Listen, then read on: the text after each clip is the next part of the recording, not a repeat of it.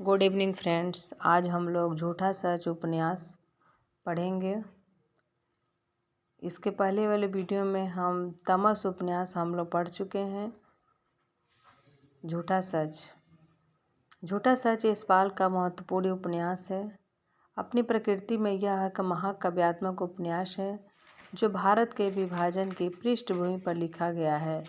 इसके 2 खंड हैं, वतन और देश, देश का भविष्य। पहले खंड है वतन और देश, 1958 में लिखा गया है। वतन और देश 1958। दूसरा भाग है देश का भविष्य, 1960।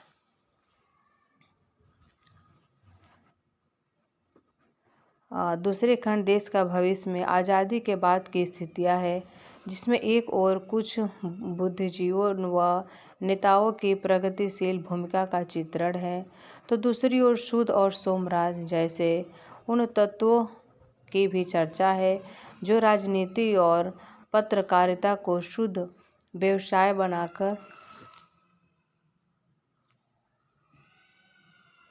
भ्रष्टाचार व बेईमानी के माध्यम से समाज को लूटने में लगे हैं।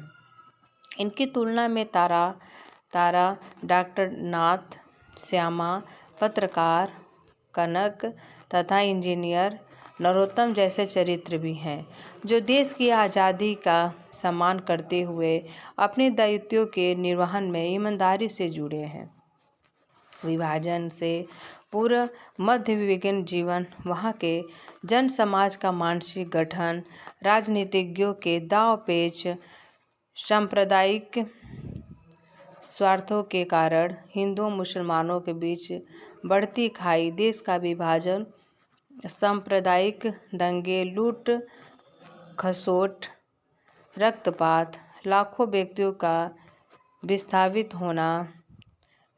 होना, उनकी जिजीविषा और संघर्ष, कांग्रेस का शासन, स्वतंत्रता प्राप्ति के बाद का सामाजिक जीवन, विविध क्षेत्रों में चलने वाली धांधली, उच्च वर्ग की स्वार्थपरता, मध्य वर्ग की कुंठा, निम्न वर्ग की निराशा, जनता की जागरूकता आदि, यह सब कुछ झूठा सच में साकार हो गया है।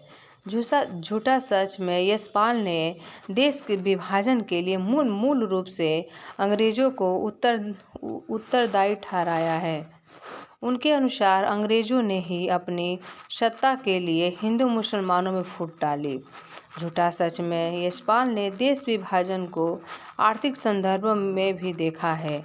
लेख की दृष्टि में यह पहलू सर्वाधिक महत्वपूर्ण है। देश विभाजन के मूल में आर्थिक कारणों की खोज करते हुए वे इस निष्कर्ष पर पहुंचते हैं कि संपूर्ण पंजाब में हिंदू अमीर थे, ऊंचे पद पर थे, अल्पसंख्यक होने के बावजूद भी आर्थिक, सामाजिक और कुछ सीमा तक राजनीतिक सत्ता उन्हीं के हाथों में थी।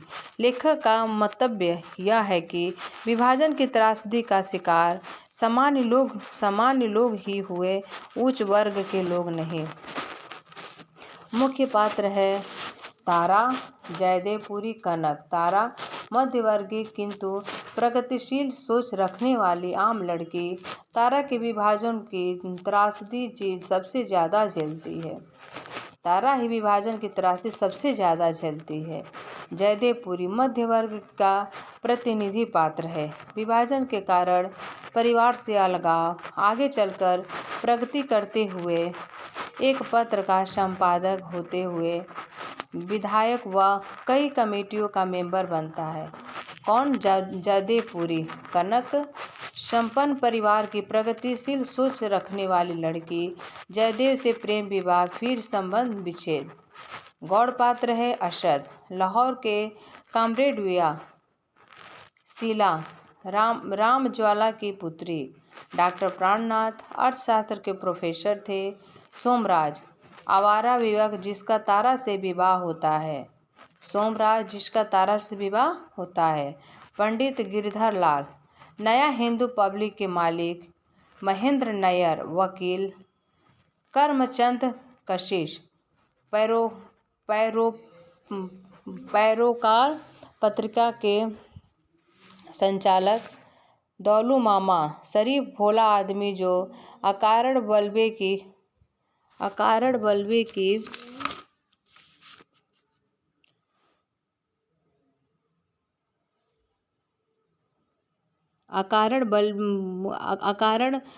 की बलि चढ़ जाता है। रतन, शिमो का प्रेमी। गौश मोहम्मद, प्रकाशक। महाजन, कम्युनिस्ट कार्यकर्ता। कृष्ण नारायण अवस्थी, यूपी कांग्रेस के पार्लियामेंट्री बोर्ड के मंत्री। मेहर, दंगे में भटकी तारा की साथी। नब्बू, तारा से बलात्कार करने वाले। हाफिज इनायत अली, नब्बू के मोहल्ले के हाफिज। विश्वनाथ शुद्ध, पंजाब कांग्रेस के उग्र दल के नेता व मुख्यमंत्री पद के दावेदार। उर्मिला, पुरी की पूर्व शिष्या, पुरी की तरफ आकर्षण। बंटी, तारा के विभाजन के दौरान मिली संगिनी। प्रसाद, कांग्रेस के नेता। अग्रवाल साहब, दिल्ली के बड़े व्यापारी, तारा को मानने वाला। पुरुषोत्तम, अग्रवाल साहब का विवाह पुत्र। नरोत्तम, मिस्टर अग्रवाल साहब का विवाह पुत्र। मिस्टर रावत, सचिव गृह मंत्रालय। पीएस गिल, विभाजन का देश झेल चुका विवाह। निरंजन चड्ढा, मर्सी का प्रेमी। माथुर, पुराना दोस्त। जया, पुरी और तारा की बच्ची। पुरी और तारा की बच्ची कौन थी? जया। सीता, तारा के मोहल्ले की लड़की। पूर्णदेव, सीता की माँ। डॉक्टर श्यामा, डॉक्टर और कांग्रेस की बड़ी लीडर। धन्यवाद दोस्तों सुनने के लिए। आप लोगों को मेरी वीडियो अच्छी लगती है तो प्लीज़ लाइक शेयर सब्सक्राइब ज़रूर करिए, ताकि और मुझे पढ़ने पढ़ाने में एक अलग ही हम प्रयास करेंगे और अच्छा वीडियो हम लाएं। ओके, धन्यवाद।